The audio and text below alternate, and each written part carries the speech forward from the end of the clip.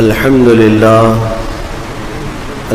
لله الحنان المنان الذي خلق الإنسان وعلمه البيان، والصلاة والسلام على رسوله سيد الإنس والجان وعلى آله وأصحابه ذوي الخير والإحسان. أما بعد، فأعوذ بالله من الشيطان الرجيم. بسم الله الرحمن الرحيم. الذين ينفقون أموالهم في سبيل الله ثم لا يتبعون ما أنفقوا منا ولا أذى لهم أجرهم عند ربهم ولا خوف عليهم ولا هم يحزنون. صدق الله مولانا العظيم، وبلغنا رسوله النبي الأمين المتين المختار الكريم، ونحن على ذلك من الشاهدين والشاکرین والحمد للہ رب العالمین. بارگاہ رسالت معاف صلی اللہ تعالی علیہ وسلم میں درود پاک کا ہدیہ پیش کریں. اللہم صلی علی سیدنا و مولانا محمد معدن الجود والکرم وآلہ واصحابہ الکرام وابنہ الکریم وبارک وسلم صلاة دائمة سرمدا ابدا. عزیزان گرامی وقار، رمضان المبارک کی ایک خصوصیت یہ ہے کہ یہ احساس دلاتا ہے اپنوں کا بھی اور دوسروں کا بھی. اور اسلام کی یہ خصوصیت ہے، یہ اسلام کا خاصہ ہے کہ جتنی عبادتیں آپ دیکھیں گے اللہ رب العزت نے ان عبادتوں میں سب کو یکساں شامل فرمایا ہے. ہمارے نماز سے لے کر حج تک کے معاملات، ایکویلٹی، یونٹی، یہ ہر عبادت میں آپ کو نظر آئے گی. آپ پر نماز فرض جس طرح سے ہے، غریب پر بھی ہے، امیر پر بھی ہے. اور جب مسجد میں آتے ہیں تو صفوں میں کسی کے لیے جگہ خاص نہیں ہوا کرتی. جو پہلے آ گیا وہ پہلی صف میں ہے، اگر بادشاہ بھی تاخیر سے آیا تو پچھلی صف میں ہے، اور اگر غریب صف میں کھڑا ہو گیا ہے تو امیر اس سے شانہ بشانہ ملا کر کے ہی کھڑا رہے گا. یہ عبادت کی خصوصیت اسلام میں ہے. یہ جماعتیں تم پر جو واجب کی گئی ہے فرض نماز کی، اسی لیے کہ تمہارے اندر بھید بھاؤ نہ آئے، یہ تمام فرق نہ آئے. کاسٹزم کا فرق ہمارے اسلام میں نہیں ہے کہ یہ چھوٹی ذات کا ہے، میں بڑی ذات کا ہوں. اللہ تبارک و تعالیٰ نے ان تمام چیزوں کو بالکل پسند نہیں فرمایا، بلکہ قرآن کہتا ہے ان اکرمکم عند اللہ اتقاکم، تم میں سب سے زیادہ عزت والا وہ ہے جو سب سے زیادہ تقوی والا ہے.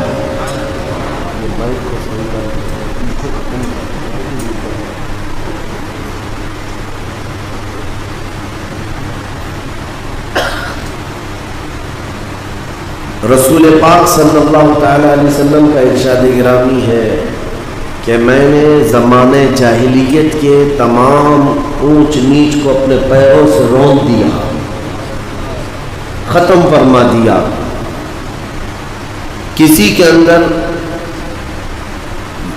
یہ احساس نہیں ہونی چاہیے کہ یہ گوڑا ہے، یہ کالا ہے، یہ امیر ہے، یہ غریب ہے، یہ عربی ہے، یہ اجمی ہے. اسلام اس چیز کا قائل نہیں.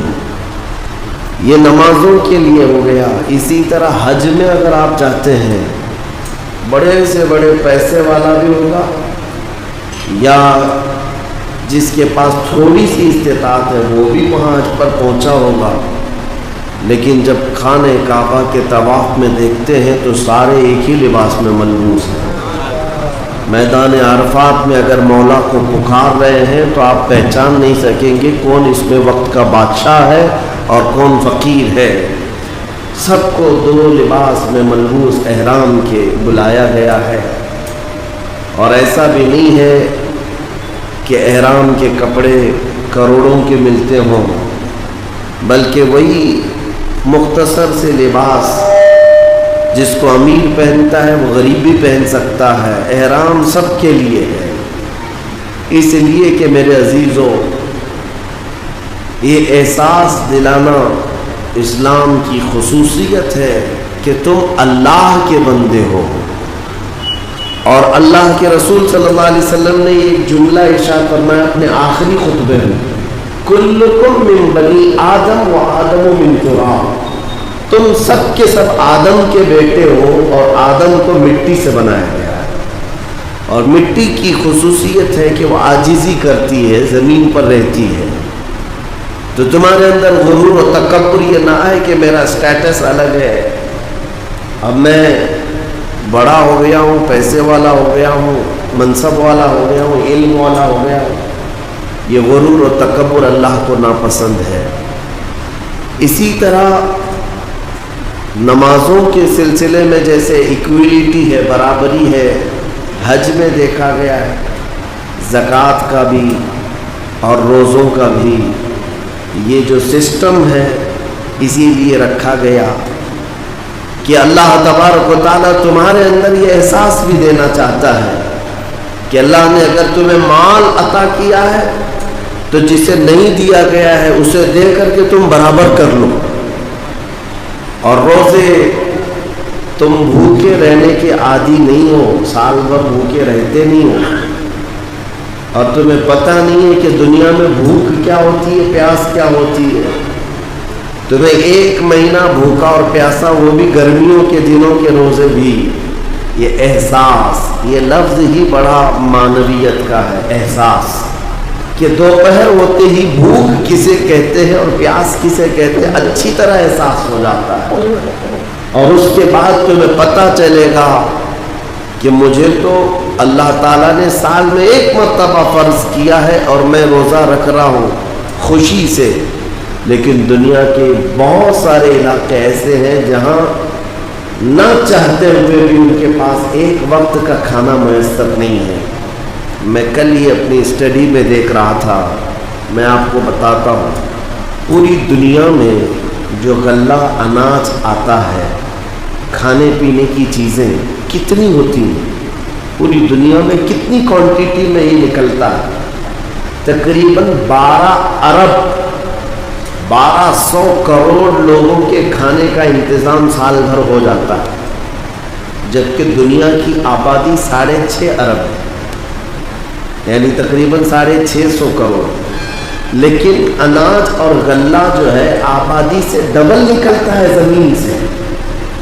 یہ اللہ تعالیٰ کی قدرت ہے اور اس کے انتظامات سے۔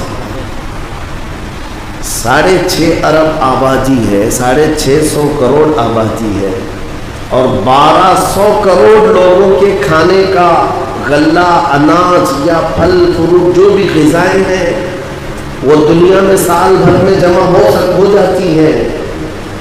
لیکن حیرت کی ایک رپورٹ اور بھی ہے کہ ہر سال 200 کروڑ لوگ ایسے ہیں جن کو دوسرے وقت کا کھانا ہی نہیں ملتا۔ پھر اتنا کہاں جاتا ہے؟ یہ اناج کہاں جاتا ہے؟ یہ غلہ کہاں جاتا ہے؟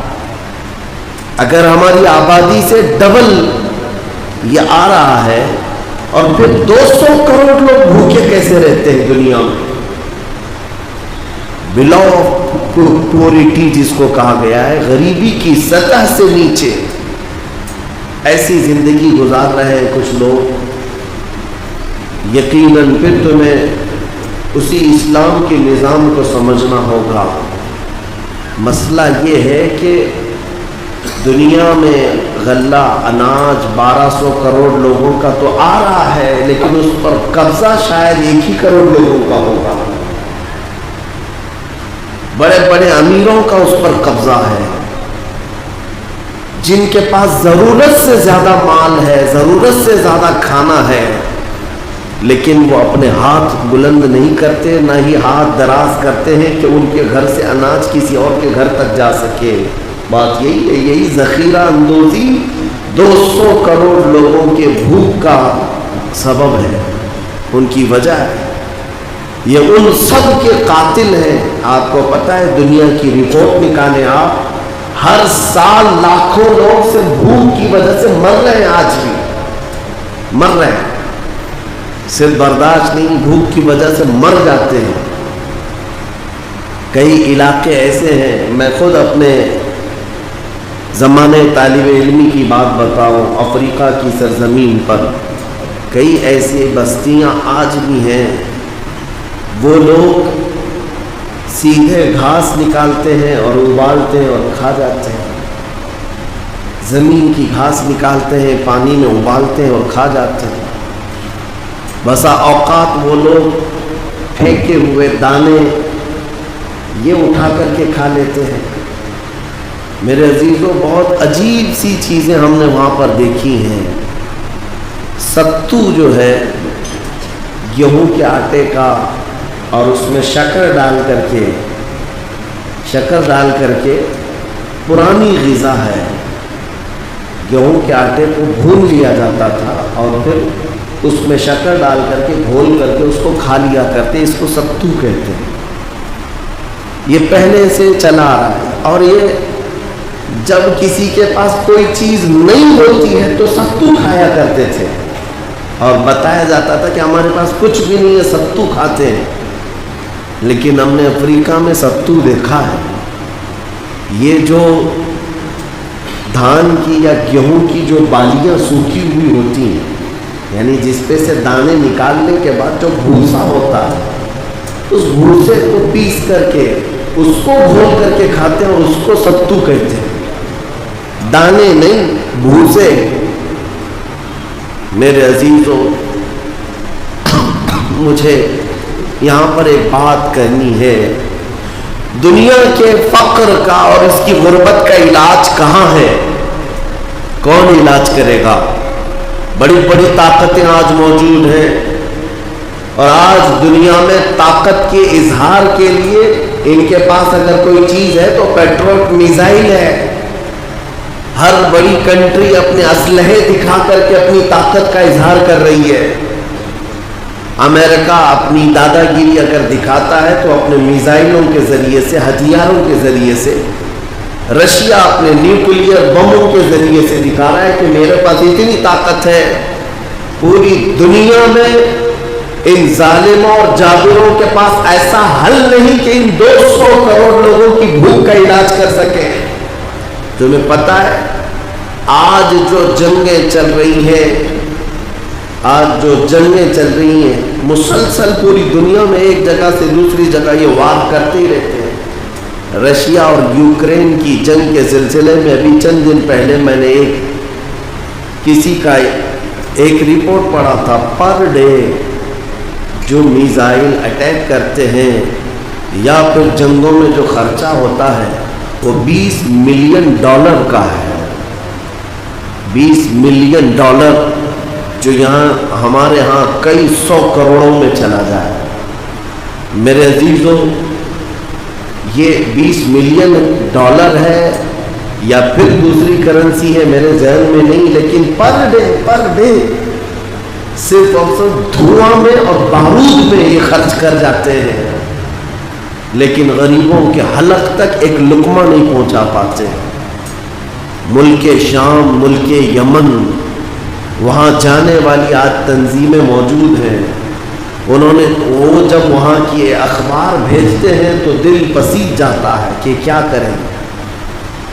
پورے ملک شام پر اتنے بم اور بارود برسائے گئے کہ وہاں تقریباً 50 لاکھ لوگ بے گھر ہیں, جن کے گھروں کی چھتیں اڑ چکی ہیں. ملبہ ہے, ڈھیر ہے, کچھ نہیں ہے. برسوں سے کمائی ہوئی کی محنت کے پیسوں سے جو گھر بنائے ہوں گے وہ سب ملبے کا ڈھیر ہے. اور بچے باہر آوارہ ہو چکے, کیونکہ کسی کا باپ نہیں, کسی کی ماں نہیں. کون پرورش کرے گا؟ میدانوں میں گھوم رہے ہیں. شاید وہ بھی انتظار کر رہے ہیں کبھی کوئی آئے مم تو یہ ہم بھی ڈھیر ہو جائیں. ان کے پاس جانے والی تنظیمیں, میں نے دیکھا ہے کہ ایک مرغی کی گوشت کی بوٹی اور تھوڑا سا چاول وہ پیک کر کے دیتے ہیں تو 100 بچوں کی قطار لگ جاتی ہے۔ عراق کے بھی حالات میں نے خود دیکھے ہیں۔ 11ویں شریف کے موقع پر خود ہم بکرا ذبح کر کے اپنے کھانے کی بجائے ہم یہ سوچتے کہ ان تک کی گوشت تقسیم کر لیں، یہی سب سے بڑی 11ویں لے کر کے جاتے تھے۔ ریفیوجی کیمپ جو لگے ہوئے ہیں جنگوں میں، جن کے گھر تباہ ہوئے ہیں، اللہ اکبر، اللہ تعالیٰ وہ حالات نہ لائے۔ جو تقسیم کرنے کے لیے جاتا ہے اس کے جسم سے چمٹ جاتے ہیں، اس کے کپڑے تک پڑ جاتے ہیں۔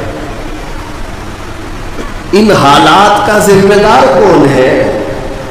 یہ میں ان اسلامی ممالک کی بات کر رہا ہوں جہاں صدیوں سے اسلام ہے، یمن ہو، عراق ہو، شام ہو، اور پھر بھی سینہ تان کر کے آج دبئی کے بادشاہ گھوم رہے ہیں، ایک ایک گھوڑا 90 کروڑ کا خریدتے ہیں۔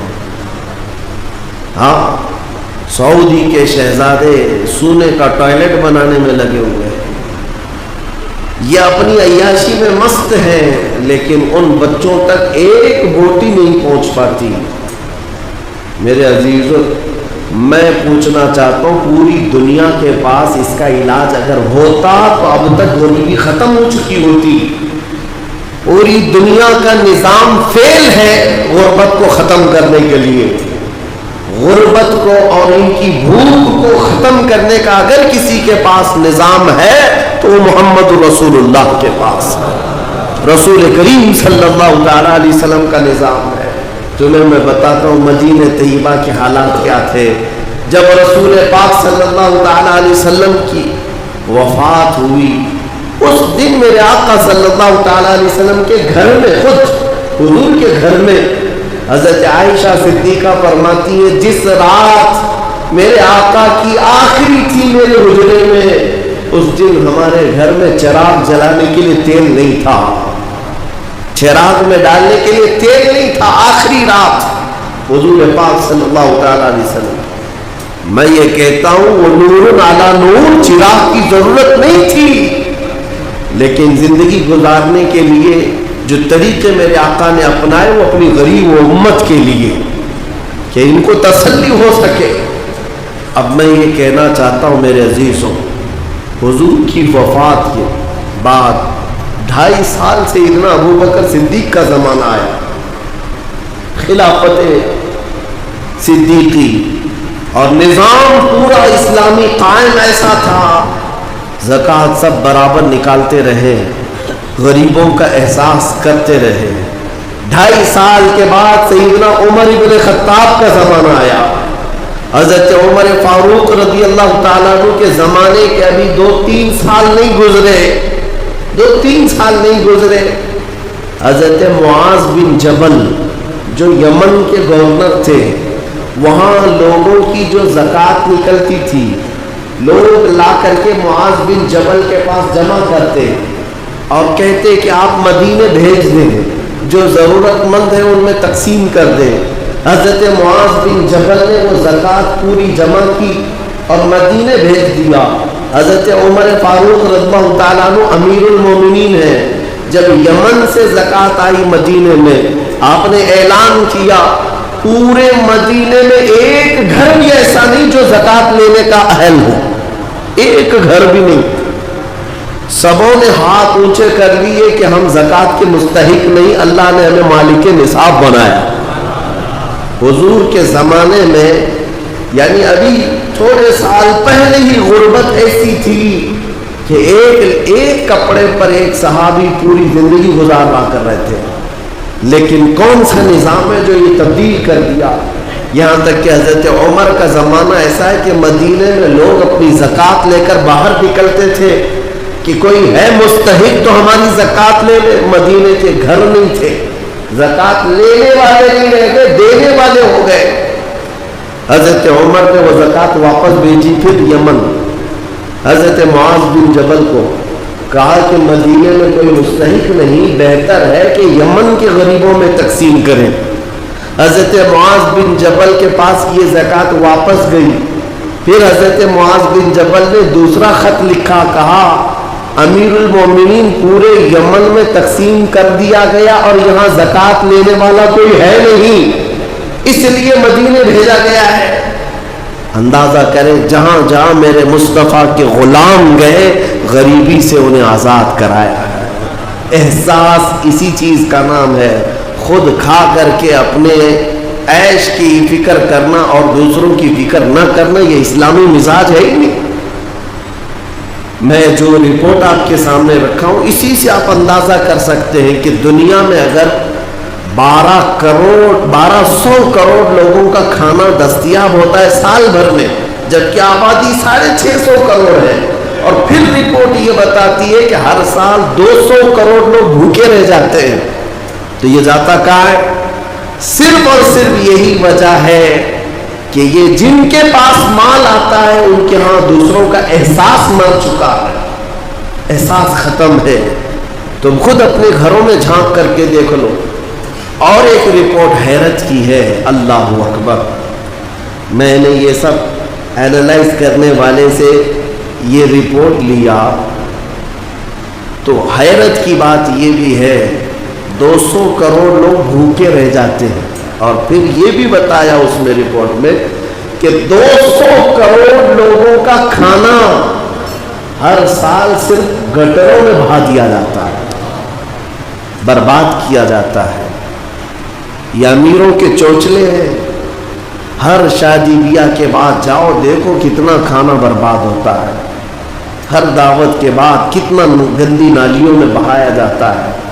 تم تو اپنے شوق کے لیے کتنی مرتبہ چیزیں ہلکی سی چک کر کے باقی پھینک دیتے ہو، تمہیں اندازہ ہے۔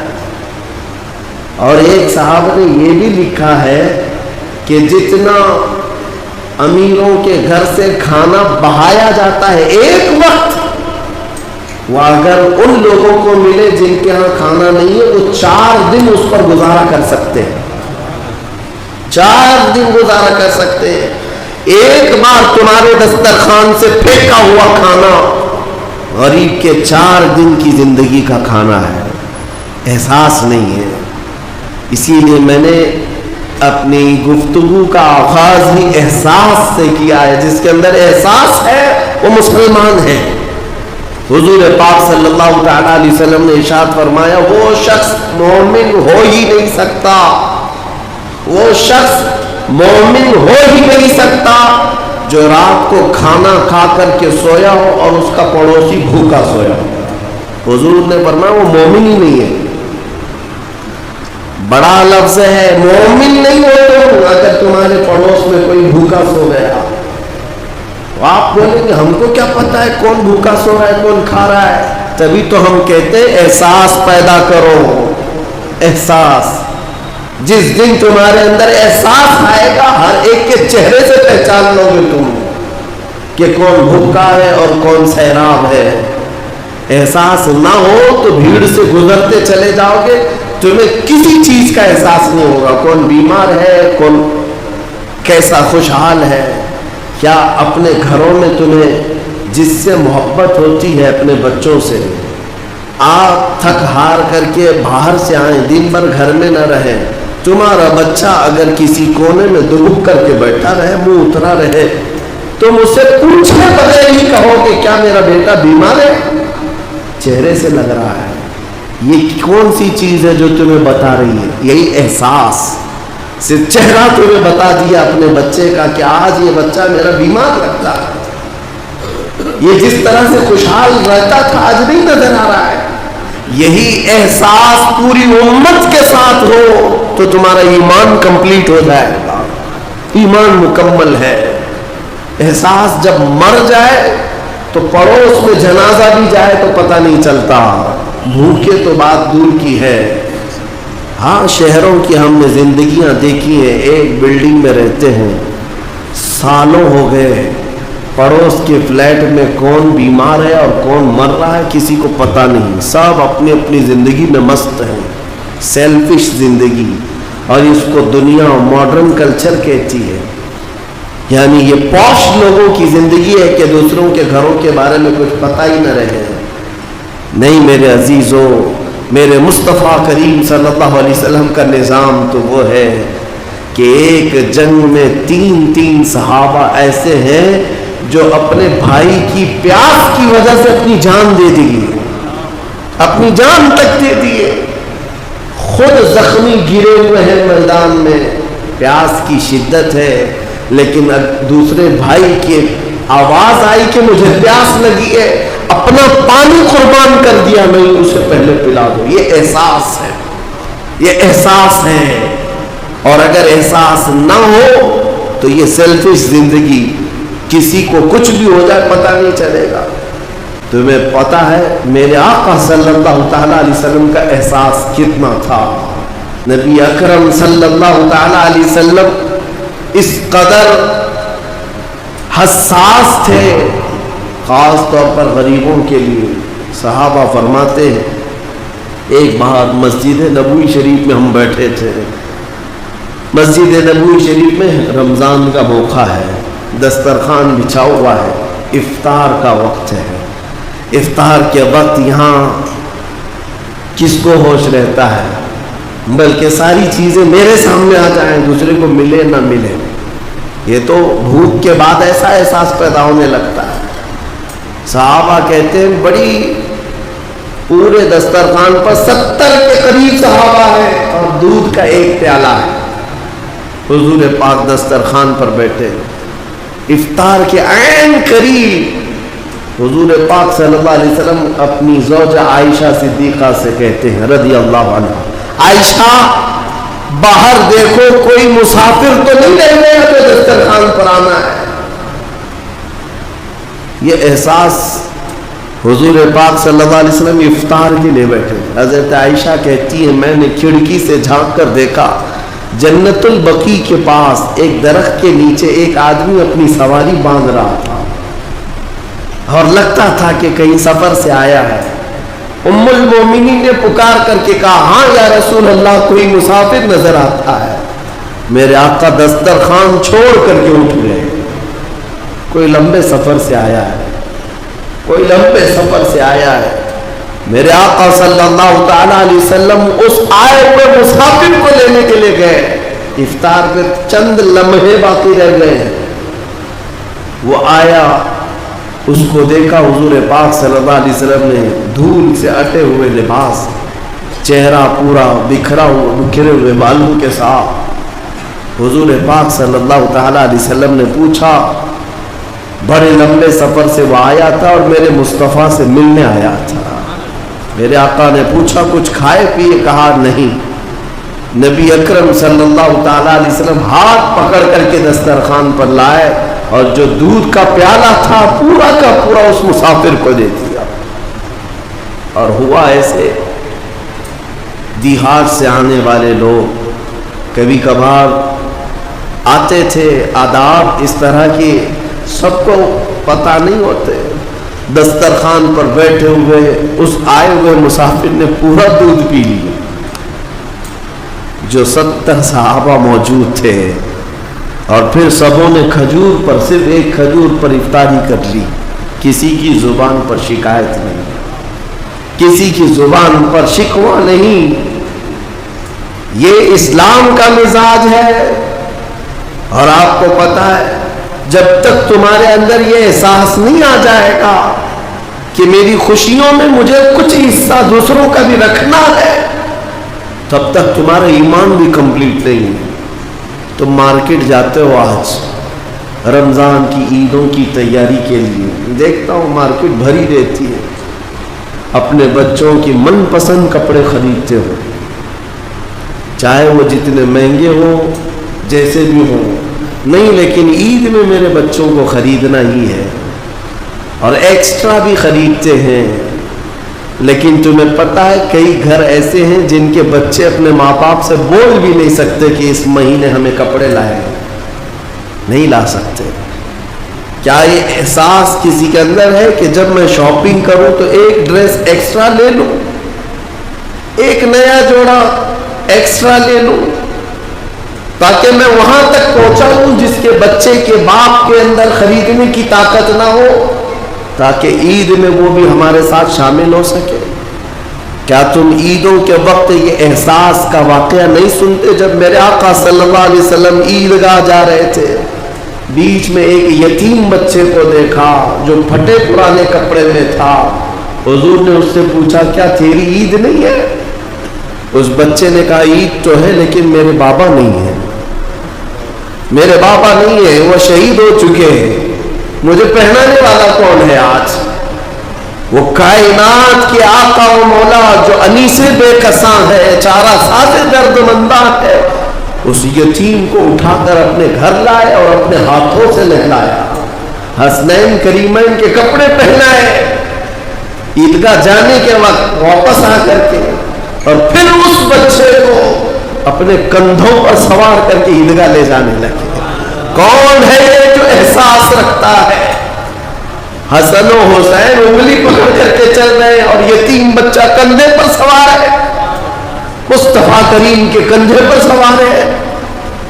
بلکہ اس دن دیکھنے والے صحابہ اش اش کرتے رہ گئے، اور کئی بچے تو یہ تمنا کرتے رہ گئے کاش ہمارے بھی باپ مرے ہوتے تو میرے آقا کندھے پر اٹھائے ہوتے.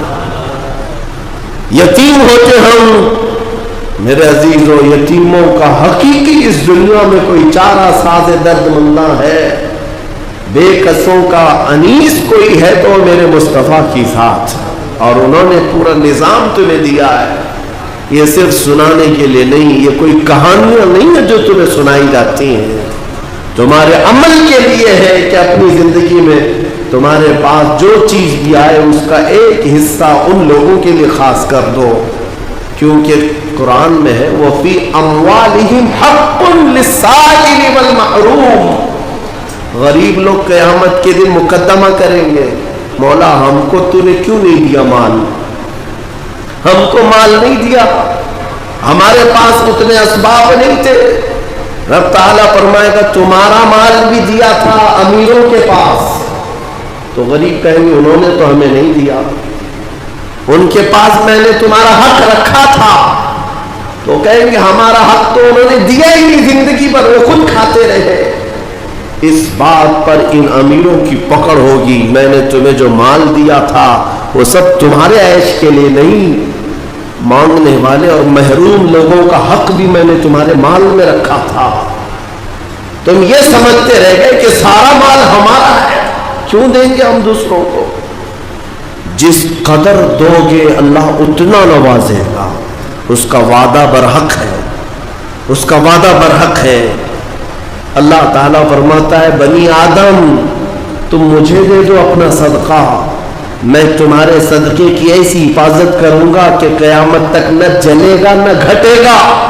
جب سب سے زیادہ تجھے حاجت ہوگی اس دن میں قیامت کے دن تیرا سارا مال نفع کے ساتھ لوٹاؤں گا، نیکیوں کے ساتھ لوٹاؤں گا. یہ اللہ کا وعدہ ہے، حدیث میں.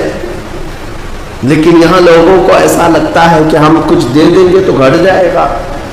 میرے عزیزوں، ایکسٹرا خیرات کرنا تو دور کی بات ہے، 2.5% جو زکوٰۃ ہے وہی لوگوں کی باقی رہ گئی. ابھی 2.5% یہ نہیں نکال پاتے. دوسرا کیا خیرات کریں گے؟ اللہ نے 97% 97.5 آپ کے پاس چھوڑ دیا ہے کہ یہ سب مال تمہارا ہے. 2.5 خالی دے دو اللہ کی راہ میں، اس پر بھی لوگ سانپ کی طرح بیٹھے ہوئے ہیں. کتنوں کی تو زکوٰۃ نہیں نکلتی. ہیلے بہانے کہ ہمارے مال میں کیا اس پر بھی زکوٰۃ ہوگی، اس پر بھی زکوٰۃ ہوگی. 2.5% کے لیے کتنے بہانے آتے ہیں. لوگ اس قدر پوچھتے رہتے ہیں. تم جب رات کے وقت عیاشی کرنے کے لیے جاتے ہو تو کسی سے سوال نہیں کرتے کہ یہ مال اتنا دوں یا نہیں دوں، اتنے کی ہوٹل بازی کروں یا نہیں کروں. کسی سے نہیں پوچھتے. اپنے من پسند چیزیں خریدنے کے لیے مارکیٹ میں جائیں تو کسی سے نہیں پوچھتے. لیکن اس کے لیے کئی مسائل پوچھے جاتے ہیں. کیا اس پہ بھی زکوٰۃ ہے؟ اس پہ بھی ہے. سونا ہے، چاندی ہے، مال تجارت ہے، دکانوں میں جو تمہارے مال رکھا ہوا ہے اس پر زکوٰۃ ہے، ہر سال زکوٰۃ ہے۔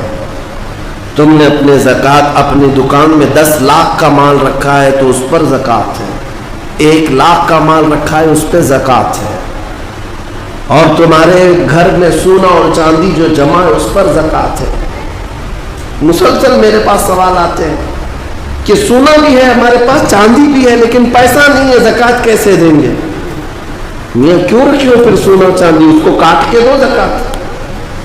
اگر پہننے کا اتنا شوق ہے تو پھر زکوٰۃ بھی دو، ورنہ یہ مال قیامت کے دن تمہارے گلے کا سانپ بن جائے گا، اور قبر میں ایک سانپ اس پر مسلط کیا جاتا ہے جو زکوٰۃ دبا کر کے رکھتا تھا، وہ اس کی ناک کی ہڈی کو قیامت تک چوستا رہے گا وہ سانپ، اور وہ ہٹانے کی کوشش کرے گا میت کہ ہٹ جا، تو سانپ اس سے کہے گا کہ کیوں تو مجھے ہٹاتا ہے، میں تیرا وہی پسندیدہ مال ہوں جس کو تو دبا کے رکھتا تھا۔ یہ مال اژدہا اور سانپ کی شکل میں قبروں میں قیامت تک ہوگا۔ اپنے احساس کو زندہ کریں۔ میں ایک بات بتاتا ہوں، اسلام کا نظام، میرے آقا صلی اللہ تعالیٰ علیہ وسلم مسجد نبوی سے باہر نکلے، حضرت ابو ہریرہ کہتے ہیں میں اس دن بہت بھوکا تھا، سوچا کہ حضور سے شکایت کر دوں۔ جب میں باہر نکلا حضور نظر آ گئے، میں نے کہا یا رسول اللہ پیٹ، انہوں نے دکھایا پیٹ۔ حضور پاک صلی اللہ تعالی علیہ وسلم نے اپنا جبہ اٹھایا تو 2 پتھر بندھے ہوئے تھے۔ کہا ابو ہریرہ میرے گھر میں بھی 3 دن سے کھانا نہیں بنا ہے، لیکن چلو میں تمہیں ساتھ لے کر چلتا ہوں، کچھ کھلا دے۔ ساتھ ابو ہریرہ چلتے رہے، سیدھے حضور پاک صلی اللہ علیہ وسلم حضرت ابو ایوب انصاری کے مکان پر گئے۔ یہ صحابی حضور کے میزبان جو پہلے مدینے میں میزبان تھے، ان کے گھر گئے، حضرت ابو ایوب کو پکارا کہاں ہے؟ ساتھ میں حضرت ابو بکر اور حضرت عمر بھی آ گئے تھے راستے میں۔ وہ آئے، حضور نے فرمایا گھر میں کھانے کو کچھ ہے؟ اس صحابی نے کہا یا رسول اللہ بکری کا ایک چھوٹا بچہ ہے، ذبح کر دوں اگر آپ کو حکم ہے؟ آپ نے فرمایا ذبح کرو۔ ذبح کر کے سالن بنایا گیا، سالن بنایا۔ یہ 4 مہمان ہیں، حضور پاک صلی اللہ علیہ وسلم، حضرت ابو ہریرہ، حضرت ابو بکر، حضرت عمر دسترخوان پر بیٹھے ہیں۔ حضرت ابو ہریرہ کہتے ہیں لذیذ سالن بنا تھا، کئی دنوں کے بعد تو گوشت کے سالن کی خوشبو آئی۔ جب دسترخوان پر آیا، میرے آقا صلی اللہ تعالیٰ علیہ وسلم نے ابو ایوب سے کہا ایک اور کٹوری ہو تو لاؤ، سالن کو آدھا کرو۔ سالن کو نکالنے کے بعد میرے آقا فرماتے ہیں جاؤ میری بیٹی فاطمہ کے گھر دے آؤ، پچھلے 9 دن سے اس نے کچھ نہیں کھایا، 8 دن سے فاقہ چلتا ہے۔ بہرحال وہ اہل بیت کا گھرانہ ہے، رسول اللہ کے عطرت ہے، لیکن بتانا یہ ہے کہ میرے آقا اس دسترخوان پر بیٹھ کر کے بھی احساس رکھتے ہیں کہ کس کے گھر میں کھانا نہیں ہے۔ ہمارے گھروں کے اندر آج جس طرح سے مرغن غذائیں کھائی جا رہی ہیں، کیا کبھی احساس کیا کہ کوئی اور بھوکا ہوگا؟ اس ماہ پاک میں اپنے ہاتھوں کو کشادہ کر دو اے مومنو، اللہ دینے والا ہے، جتنا تم دو گے اس سے کئی گنا زیادہ اس کا وعدہ ہے، وہ تمہیں نوازے گا، 70 گنا زیادہ نوازے گا۔ عبداللہ ابن مبارک فرماتے ہیں میں حج پہ چلا، حج کسے کہتے ہیں؟ پیسے جمع کر کے حج کے لیے جاتے ہیں لوگ۔ اس زمانے میں بھی حضرت عبداللہ ابن مبارک کہتے ہیں میں پیسے بہت دنوں سے جمع کیا تھا، حج پہ جانا تھا، اور جب قافلہ نکلا تو مال لے کر کے میں بھی حج پہ نکل پڑا۔ قافلے اس وقت اونٹوں کے قافلے، گھوڑوں کے قافلے ہوتے، کہتے قافلہ ایک منزل پر پڑاؤ کیا رات کو، میں وہاں پر رکا رہ گیا اور صبح میں اٹھ کر کے وضو کی غرض سے تلاشتے ہوئے میدان کی طرف آیا تو کچرے کا ایک ڈھیر پڑا ہوا تھا جس میں لوگ کوڑا کرکٹ پھینکتے. حضرت عبداللہ ابن مبارک کہتے ہیں اس کچرے کے ڈھیر کے پاس میں نے ایک 8 سال کی بچی کو دیکھا جو کچرا ادھر ادھر کر رہی ہے, ادھر ادھر کر رہی ہے. تھوڑی دیر کے بعد عبداللہ ابن مبارک کہتے ہیں اس بچی کے ہاتھ میں ایک مری ہوئی چڑیا آئی. چڑیا مر کر کے پڑی ہوئی تھی. اس چھوٹی سی بچی نے اٹھایا, اس کے پر کھینچے اور چبا کر کھانے لگی اور دوڑ کر کے اپنے گھر کی طرف جا رہی تھی جو جھوپڑی میں تھی. عبداللہ ابن مبارک کہتے ہیں میں اس کے پیچھے پیچھے ہو لیا. وہ لڑکی گئی تو اپنے گھر میں اس کا چھوٹا بھائی بھی ہے, اس کو کھلا رہی ہے مری ہوئی چڑیا. آپ نے اس بچی کو پکڑ لیا اور کہا بیٹا یہ مری ہوئی چڑیا ہے, اسے تو کھا رہی ہے؟ وہ بچی رونے لگی, بابا کیا اسلام 4 دن کی بھوک کے بعد بھی مری ہوئی چڑیا کھانے کی اجازت نہیں دیتا؟ ہمارے گھر میں اس کے علاوہ ہے کیا جو ہم کھا کر کے اپنے حلق کو ترک کریں؟ 4 دن کے فاقے کے بعد بھی ہم مری ہوئی چڑیا نہیں کھا سکتے. عبداللہ ابن مبارک کی آنکھیں بھیگ گئیں. آپ نے اپنے حج کے سفر کا جتنا مال تھا, جو پیسے تھے, سب ایک چادر میں جمع کیا اور سب اٹھا کر کے اس بچی کو دے دیا. کہا بیٹا اس سے تو اپنی زندگی گزار, آئندہ مری ہوئی چڑیا کبھی نہ کھانا. پورا مال دے دیا. اب حج پہ جانے کے لیے پیسے بھی نہیں, قافلہ چل پڑا. لیکن عبداللہ ابن مبارک بیچ راستے سے اپنے گھر چلے آئے. لوگ کہتے رہے, لوگ کیا بولیں گے, حج پہ گئے, نکلے بڑی شان سے اور بیچ راستے سے تم لوٹے جا رہے ہو, حج پہ نہیں جاؤ گے؟ عبداللہ ابن مبارک نے کہا میرا حج ہو گیا, میرا حج ہو گیا. میرے مصطفیٰ کی امت کے غریب کے حلق کو ترک کرنا یہ میرا حج ہے. چلے آئے واپس. حج کا موسم نکل گیا. جو خراسان سے, جو ان کے علاقے سے حاجی گئے تھے حج کے لیے, وہ حج کر کے جب واپس لوٹے تو لوگ پوچھ رہے تھے حاجی صاحب کیسا رہا حج؟ تو ہر کوئی کہہ رہا تھا ہمارے حج کا کیا کہنا, ہم عرفات میں عبداللہ ابن مبارک کے ساتھ دعا کر رہے تھے, مینا میں عبداللہ ابن مبارک کے ساتھ کنکریاں ماری ہیں, ہم طواف کعبہ میں عبداللہ ابن مبارک کے ساتھ تھے. ہر حاجی کہہ رہا ہے ہم عبداللہ ابن مبارک کے ساتھ تھے, جبکہ گاؤں والے دیکھ رہے ہیں کہ عبداللہ ابن مبارک تو یہی موجود تھے. لوگ جا کر کے پوچھتے یہ کیا ماجرا ہے؟ ہر کوئی کہہ رہا ہے کہ آپ کے ساتھ حج کی, ہم تو آپ کو یہاں دیکھ رہے ہیں. ان کی آنکھیں بھیگ گئی اور کہا مولا میرا قادر مطلق ہے.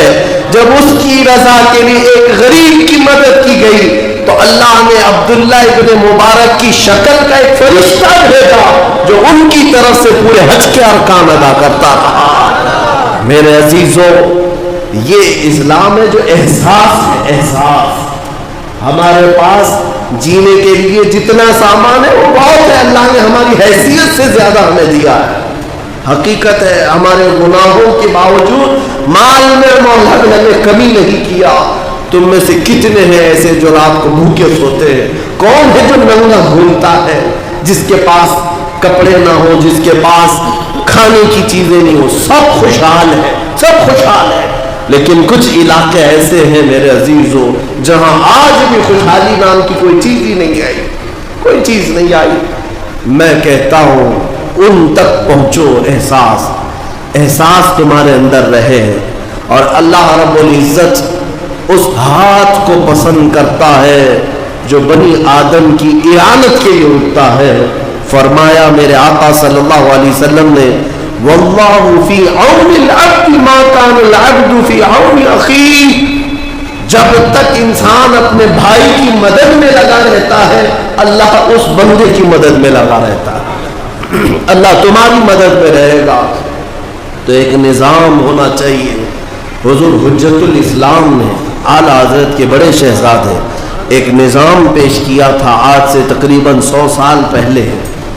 انہوں نے ایک نظام پیش کیا تھا ہر علاقے میں بیت المال کا سسٹم ہو یا ایک چھوٹی بینک بنائی جائے بنا سودی بغیر انٹرسٹ کے. مسلمان اپنی تھوڑی تھوڑی رقم اس میں جمع کرتے رہے اور پورے محلے کا سروے کیا جائے کون لوگ ایسے ہیں جن کی ہاں ضرورت ہے, غربت ہے, ان لوگوں کی اعانت کی جائے اور بھیک مانگنے سے اپنی قوم کو بچایا جائے.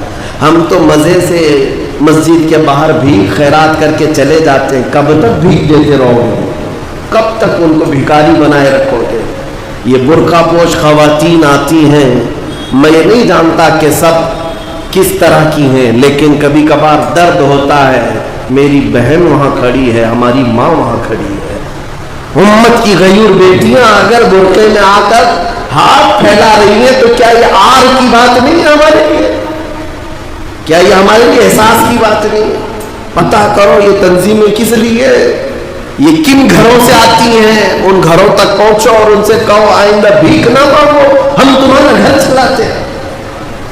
الحمدللہ ہم نے ممبئی کی سرزمین پر کچھ نوجوانوں کو کھڑا کیا تھا, آج بھی وہ کئی بیواؤں کے گھر چلا رہے ہیں الحمدللہ, اور ان سے وعدہ لیا ہے کہ تم بھیک نہیں مانگو گی, جب تک ضرورت ہو تمہارے گھر کا راشن پہنچ جایا کرے گا, لیکن بھیک نہ مانگو.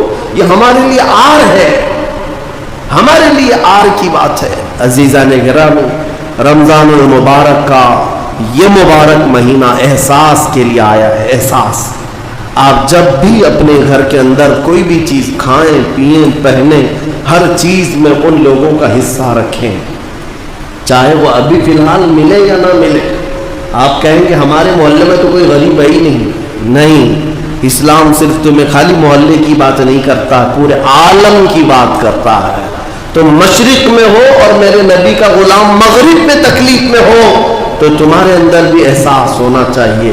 میرے آقا کا فرمان ہے, تمہارے پاؤں میں, تمہارے تلوے میں اگر کانٹا بھی چبھ جائے, حضور فرماتے اس کے درد کا احساس مجھے بھی ہوتا ہے.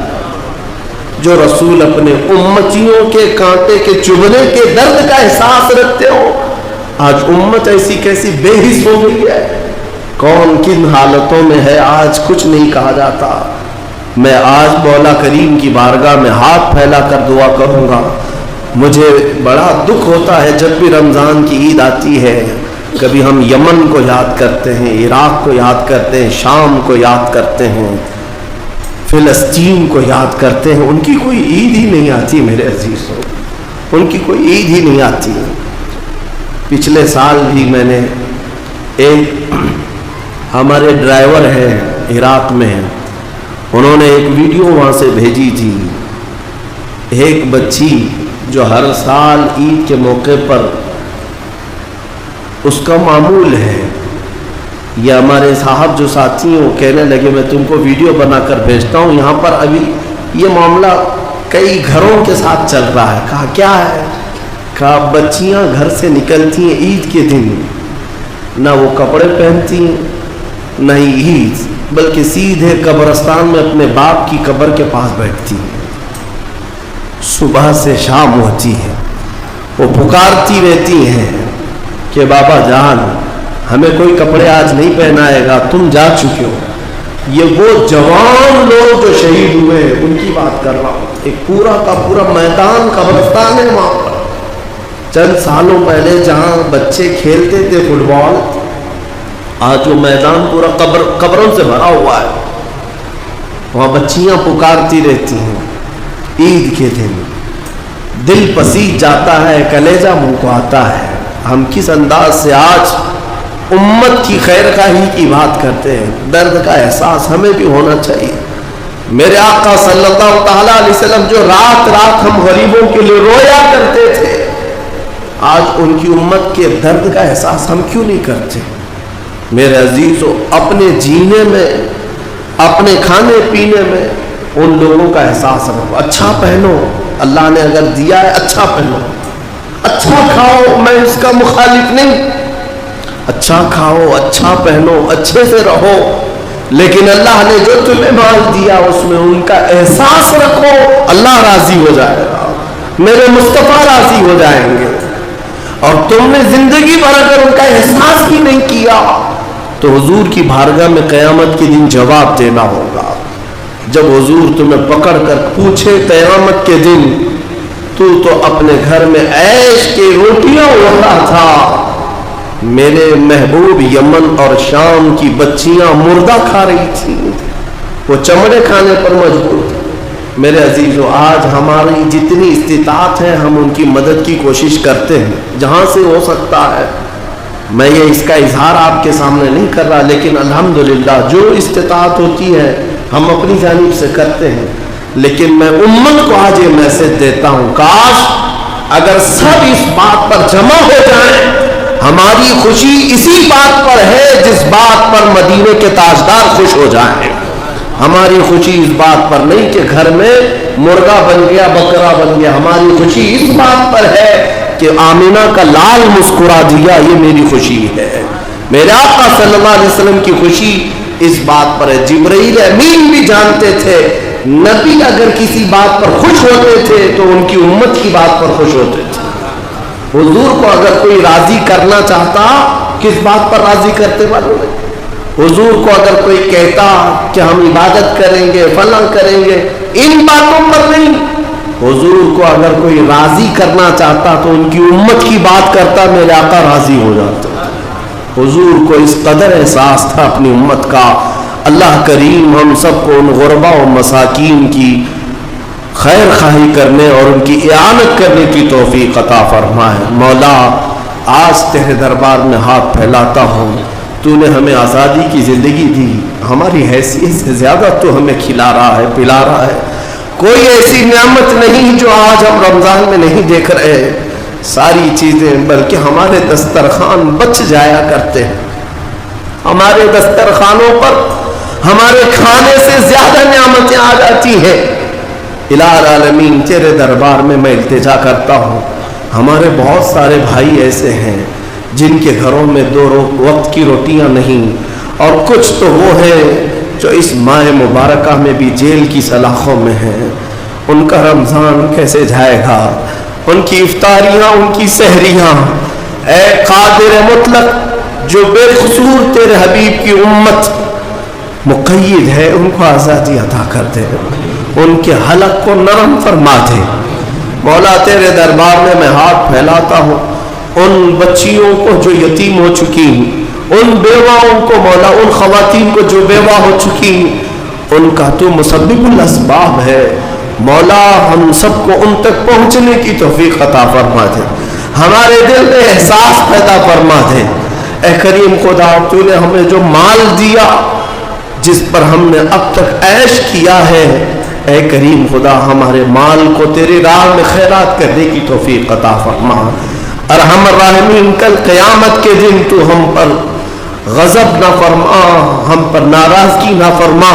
ہم نے جو کچھ بھی کیا ہے آج تیرے دربار میں معافی طلب کرتے، مولا ہم سب کو تو معاف فرما دے۔ وصلی اللہ تعالی علی خیر خلقہ محمد وآلہ واصحابہ اجمعین، وآخر دعوانا الحمدللہ رب العالمین۔ آج آپ کے ہاشمی مسجد کے امام، خطیب و امام صاحب حضرت قاری چاند رضا صاحب قبلہ، انہوں نے مجھ سے حکماً یہ کہا بھی ہے کہ آپ کا ادارہ ہے دھارواڑ میں، آپ ایک مدرسہ چلاتے ہیں، باوجود میں آپ سے ایک اعلان کرتا ہوں آج جو میرے سننے والے، میرا جو آج چہرہ ہے دنیا دیکھ رہی ہے، لاکھوں لوگ دور دراز سے دیکھتے ہیں، اور وہ اپنے اپنے دماغ میں میری امیج ایک الگ بنائے ہوئے ہیں کہ مفتی صاحب ہیں، ان کے بہت سارے لوگ ہوں گے، ان کی بڑی تنظیم ہوگی، ان کے پاس بڑے اسباب ہوں گے۔ اس وجہ سے کئی غریب لوگ ہم سے رابطہ کرتے ہیں، ان کو ایسا لگتا ہے کہ ہمارے ہاں سے کچھ ان تک پہنچ جائے گا۔ کبھی کبھار مجھے شدت سے احساس ہوتا ہے کہ ہم ان کی استطاعت، ان کی کما حقوں مدد نہیں کر پاتے، تو لہٰذا میں یہ نہیں کہہ رہا کہ مجھے آپ چندہ دے دیں، میں یہ ضرور کہنا چاہوں گا آپ میں سے کوئی اہل خیر ایسے ہوں جو براہ راست ان تک مدد کرتے ہوں، صرف اور صرف اپنے نام یا مجھے کانٹیکٹ دے دیں، مجھے کوئی پیسہ نہ دے. کبھی ایسے جو دور دراز سے، اڑیسہ سے، بنگال سے، جھارکھنڈ سے، اتر پردیش سے ایسے لوگ ہیں جو بڑی امید لگا کر کے، وہ صرف اور صرف ہماری ایک شہرت کی وجہ سے، ایک بڑا چہرہ ہے، ان کے پاس بہت اسباب ہوں گے، یہ سوچ کر کے ہم تک رابطہ کرتے ہیں، ورنہ ہم جانتے ہیں کہ ہم کیا ہیں. اللہ تبارک و تعالیٰ نے ہمیں زندگی اچھی دی ہے، لیکن میرے عزیزوں ان تک کبھی کبھار نہ پہنچنے کا مجھے بھی احساس ہوتا ہے، ان کی کما حقہ مدد نہ کرنے کا مجھے بھی احساس ہوتا ہے. اللہ تعالیٰ نے ان کے ذہن میں یہ بات رکھی، یہ بھی میرے لیے اعزاز ہے کہ مولا نے ہمارا چہرہ لوگوں کے درمیان اس طرح رکھا کہ لوگ مدد کے لیے یاد تو کرتے ہیں. لہذا مدد کرنے والے لوگ براہ راست میں ان کا نمبر آپ کو دے دوں، آپ ان کے سے رابطہ کر کے ان تک براہ راست اپنی مدد پہنچا دیں، تاکہ میں بھی بیچ میں کوئی آپ کے رازدار نہ رہوں، آپ کا اور غریب کا معاملہ رہے اور مولا کریم آپ دونوں کے درمیان اجر عطا کرنے والا ہو. لہذا اس اعلان کو بھی سن لیں اور انشاءاللہ العزیز ایک نظام قائم ہو جائے گا، ان غریبوں تک حقیقی لوگ پہنچ جائیں گے. ورنہ ہوتا کیا ہے، ایک ہی جگہ زکوٰۃ جمع ہوتی ہے، جام ہوتی چلی جاتی ہے. یہ سسٹم نہ رہے. اللہ کریم ہم سب کو امت کا درد رکھنے کی توفیق عطا فرمائے. السلام علیکم.